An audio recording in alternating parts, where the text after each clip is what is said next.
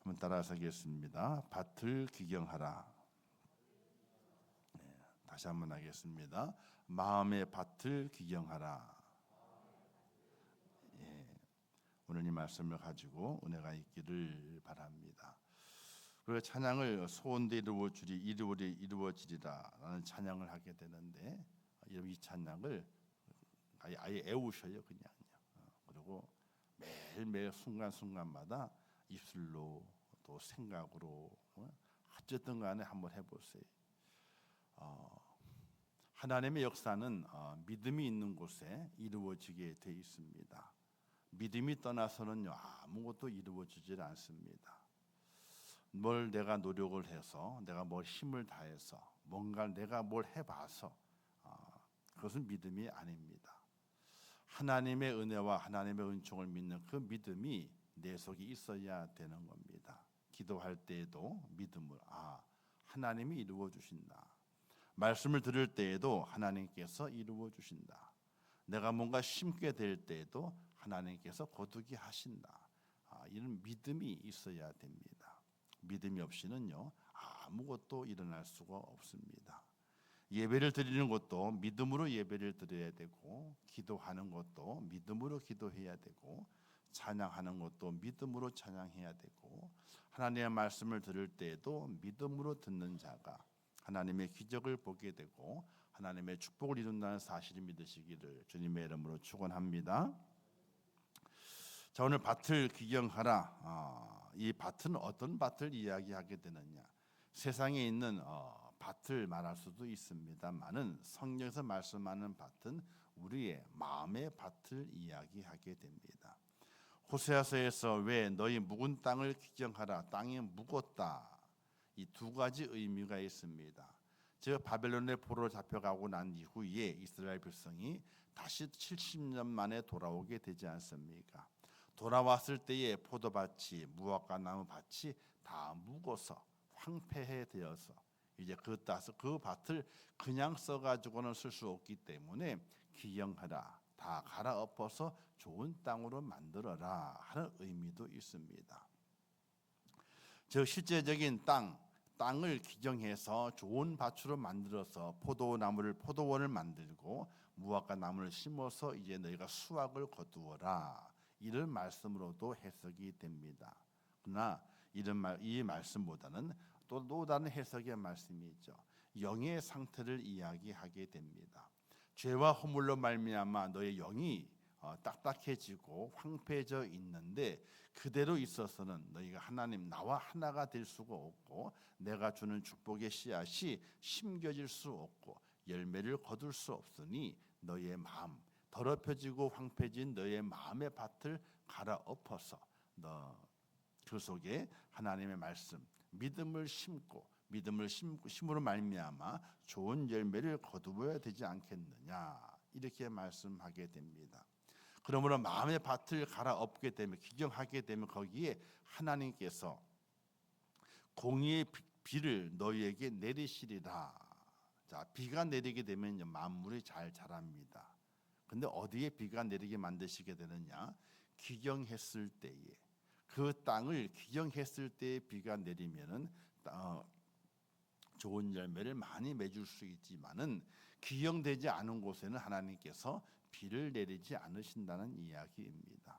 그러므로 오늘 말씀을 간략하게 보게 되면은 우리의 묵은 땅, 내 영혼, 황폐해진 내 영혼의 땅을 기경해라, 갈아엎어야 된다.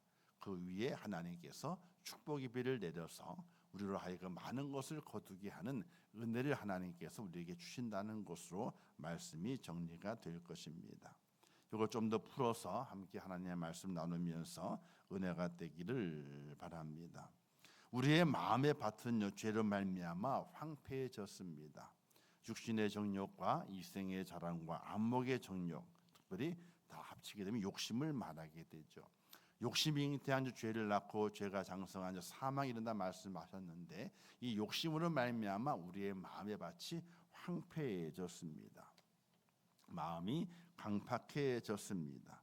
그런 말미암아 이 마음은 딱딱한 마음이 되어서 아무것도 심을 수 없는, 또 온갖 잡풀이 다 나서 씨앗이 자랄 수 없는 그런 밭이 되고 마는 것이죠.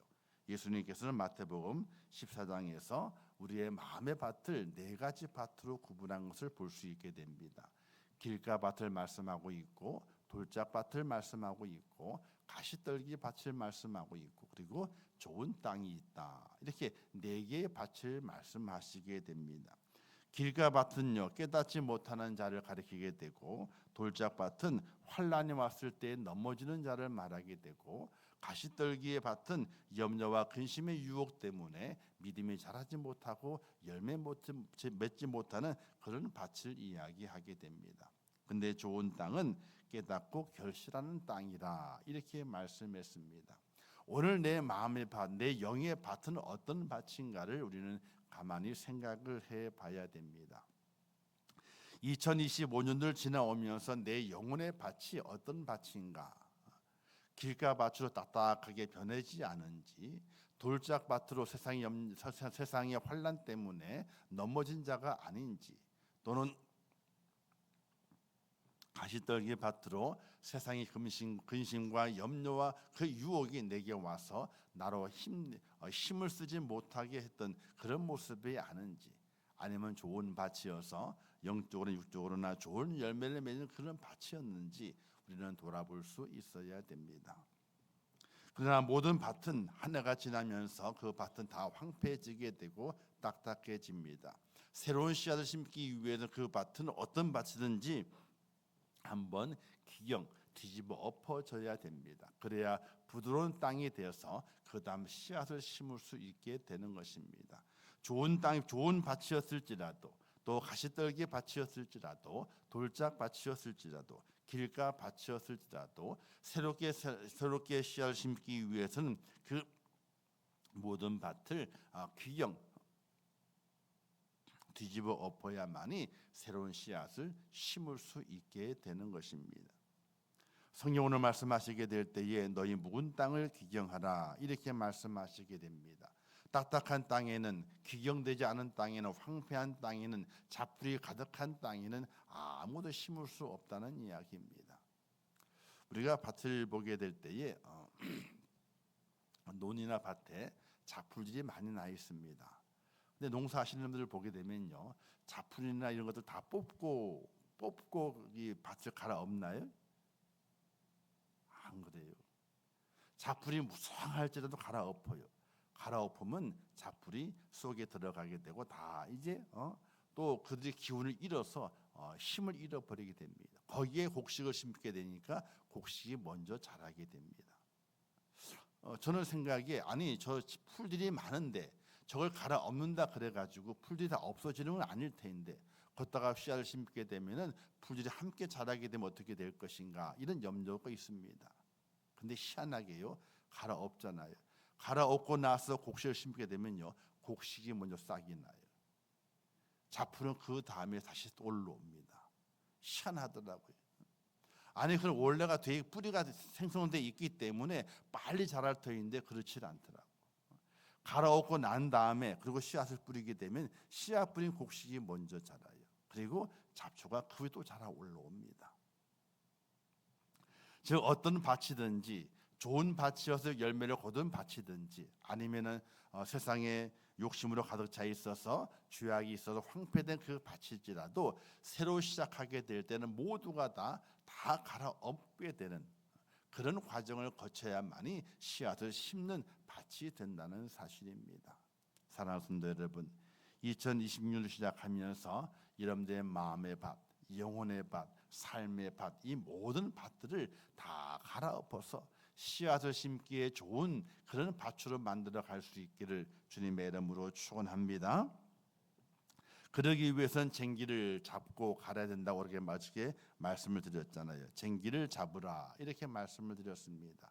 이 쟁기는 무엇인가? 바로 하나님의 말씀입니다. 사랑하는 성도 여러분, 매일매일 하나님의 말씀을 읽으시기를 주님의 이름으로 부탁을 드립니다. 그 말씀을 줄쳐가면서 읽으셔야 돼요. 하루에 3장씩, 그 주일은 4장을 읽게 되게 되면은 1년이면 1독을 한다고 그럽니다. 꼭 그렇게 한번 실천을 해보시기 바래요. 읽으시면서 거기에 마음에 와닿는 말씀들이 있습니다. 그러면 줄을 치는 거예요. 줄을 치고 그 날짜를 적어요. 몇 월 며칠 내 마음에 감동을 주었다. 줄을 쳐요. 그래서 그 말씀을 그날 매일매일 그 말씀을 되새겨 보면서 내 마음의 밭을 잘 갈아엎는 겁니다. 그래서 은혜가 꼭 필요합니다.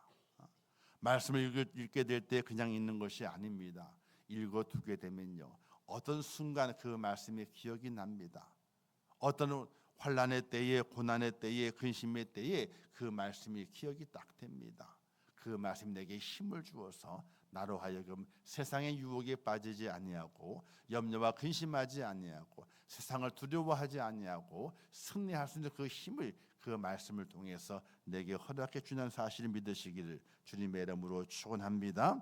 말씀이 바로 쟁기가 돼서 우리의 마음의 밭을 다 갈아엎어야 됩니다. 히브리서 4장 11절 말씀했습니다. 하나님의 말씀은 살아있고 활력이 있어 좌우의 날선을 어떤 검보다도 예리하여 혼과 영과 및 관절과 골수를 찔러 쪼개기까지 하며 또 마음과 생각과 뜻을 판단하나니, 이렇게 말씀하고 있습니다. 하나님의 말씀은 살아있다 그랬습니다. 힘이 있어가지고 좌우의 날선을 어떤 검보다 더 날카로워서 우리의 혼과 영과 및 관절과 골수를 찔러 쪼갠다고 말씀했습니다. 말씀이 내게 들어와서 나를 쪼개야 됩니다. 나를 부셔내야 됩니다. 딱딱한 바위가 됐던 내 마음, 황폐하게 풀어졌던 그 모든 것들을 다 쪼개내고 잘라내서 거기에 좋은 씨앗이 심겨질 수 있도록 만들어가는 은혜가 우리 속에 있어져야 됩니다. 말씀이 들어와서 깨닫지 못하게 되면요, 길가 바칩니다. 씨앗이 심겨지지만은 새들이와 다 먹어버리고 아무 남지 않습니다. 말씀이 있는데 그 말씀 앞에 있는데 마음의 밭이 돌로 가득 차 있다면요, 거기에 아무것도 자랄 수가 없습니다. 가시가 많다면 자랄 수가 없습니다. 말씀으로 잘 기용해서 내 마음의 밭을 좋은 밭으로 만들어야 됩니다.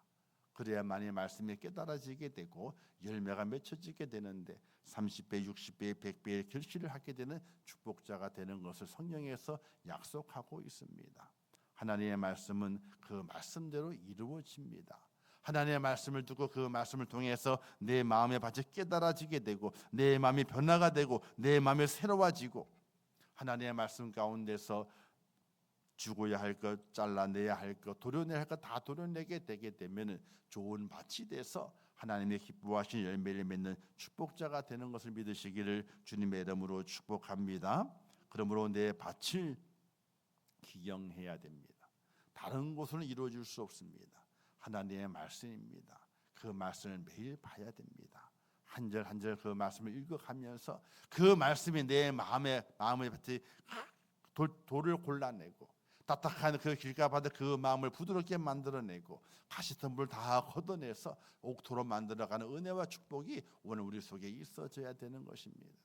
사랑하는 성도 여러분, 말씀을 날마다 묵상할 수 있기를 주님의 이름으로 부탁을 드립니다. 어떤 분이 이렇게 한다 그러더라고요.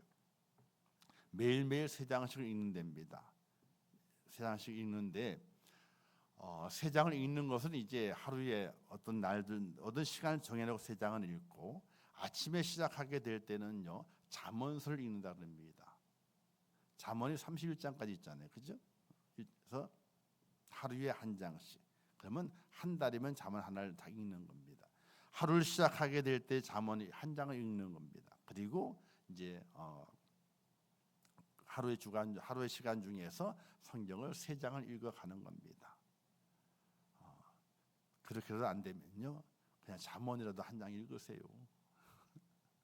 그렇게라도 힘들면은 그러면 잠언 성경만이라도 12달이니까 잠언은 12번 읽을 거 아닙니까? 그죠? 하루에 한 장씩 읽는 거니까.